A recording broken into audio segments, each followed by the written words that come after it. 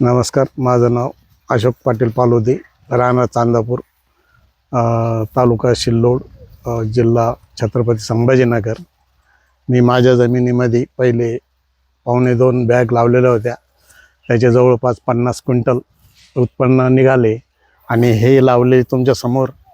आता हे सुद्धा मला 4.5 किलो बी एका एकरामध्ये आहे. आणि त्या हिशोबानं मग तुम्ही बघू शकता की प्रत्येक दांड्याला जवळपास 2-2 कणस आहे. आणि त्याचं वैशिष्ट्य म्हणजे खास करून की त्याचे जे मध्ये निघणार लेंडूर आहे ते खूप छोटं, आणि त्याच्या लाईनींच्या संख्या जी 18 ते 24 इतक्या असतात. त्यामुळं त्याला भरघोस उत्पन्न मिळतं. त्या हिशोबानं ही मक्का लावण्याचा शेतकऱ्यात ज्यादा फायदा आहे.